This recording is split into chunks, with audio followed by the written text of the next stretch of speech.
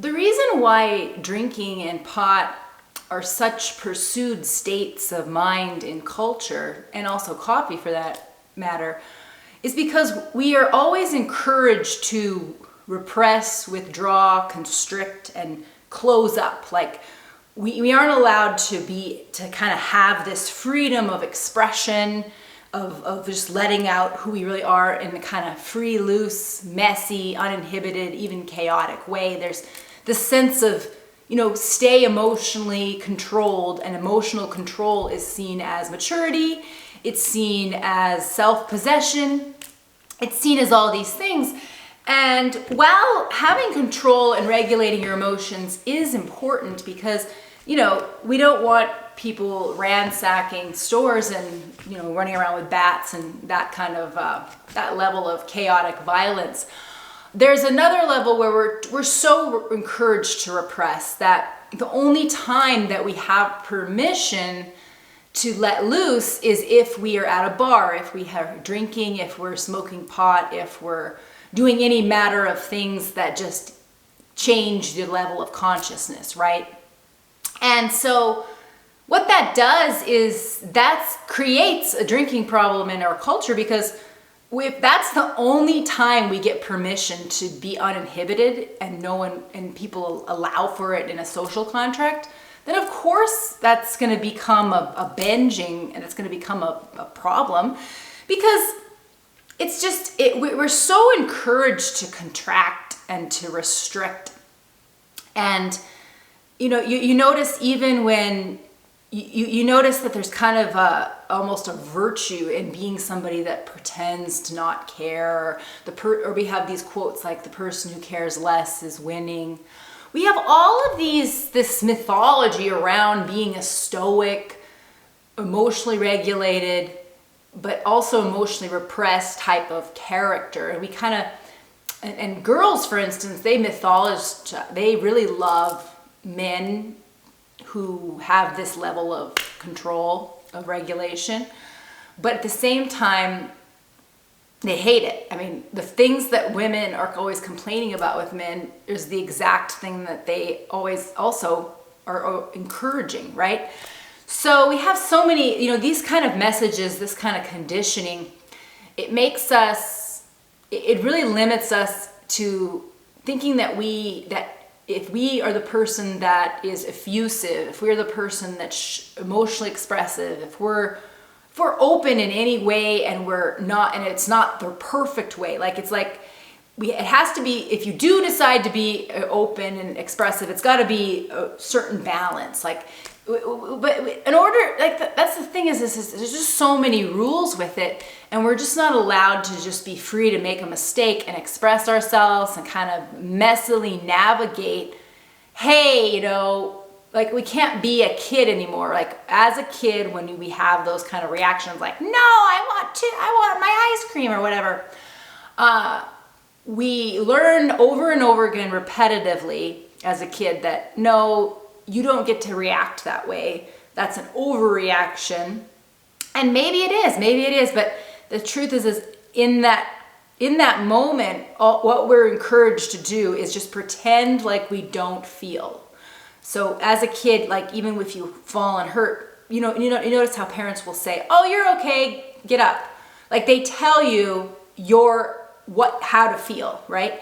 And that can be, as an adult, we then don't trust our feelings, because we'll hurt ourselves and we'll think, or we'll be hurt about something, but we'll actually just discredit ourselves and think, well, I shouldn't feel that way. I shouldn't be that way. I shouldn't. And whenever you put a should on an emotion, then you're suppressing, you're repressing, you're constricting, you're not allowing yourself to be. You can feel an emotion that's irrational and just acknowledge it and think, okay, I'm having a severe triggered activation from this person, telling me this. I wonder why. And kind of be with that feeling, be curious, because we're so encouraged to stuff it down, and we're so encouraged to discount our gut and to just think, oh, I'm okay. Oh, no, there's no reason to react. Oh, there's no reason to ever be angry, vulnerable, sad. And if there is, I have to do it in just the right way, not to alienate people or make them feel weird about how they're repressed, you know.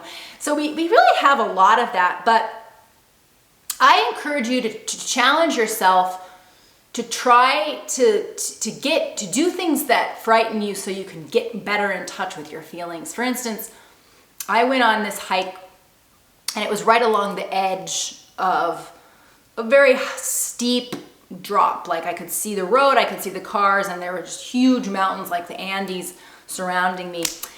And it's called the Highline Trail, and they have a little, you're just right on the edge, and you're even when you get your phone out, you're scared you're gonna, you know, you really have that fear of heights and that kind of tendency to freeze.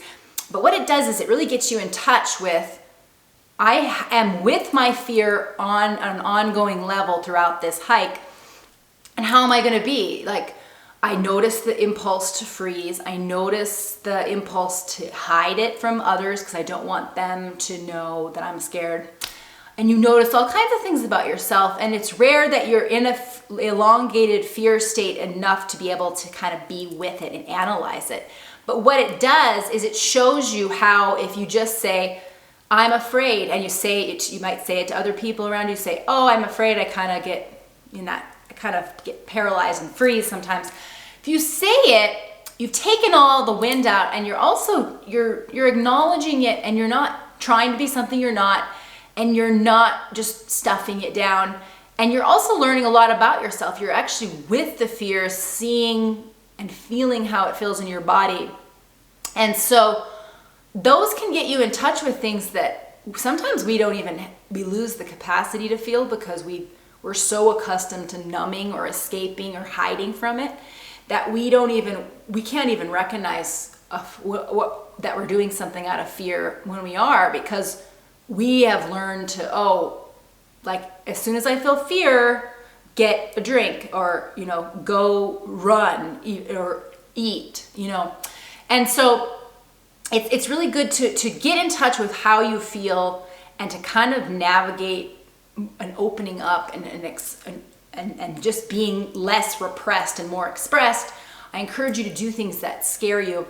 I mean, sometimes these are physically daunting things, like say, like the hike I referred to, or a roller coaster, or those kind of, you know, they're kind of obvious adrenaline, they kind of are. But there are other things that just scare you, might be going to a party. I mean, that doesn't scare me, but other people might. That's something that could scare you. Some people doing karaoke. Some people find that scary. I don't find that scary. I'm more of a athletic coordination, physical fear person. Like, I'm comfortable if it's kind of public speaking related, artsy type of thing. Or even social. All of those are fun. But even some of those situations can be scary depending on who's there, of course. It's all about the people.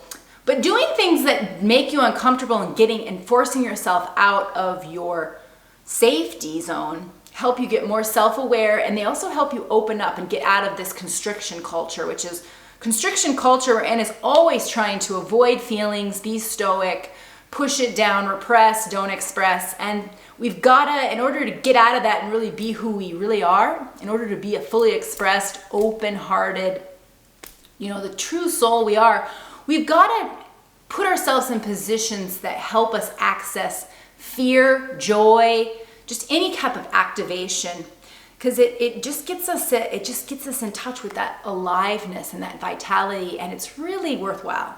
So I hope that you push yourself to do something that scares you, and realize that even the overcoming that challenge in itself, it gives you such a high, and it puts you in that flow state, and you think, wow, this is what life is. This is what life is having that level of fear and hope, kind of back and forth, fear, hope, and then getting to a point where you've overcome a challenge and you feel a complete, you know, just ecstasy at having done that.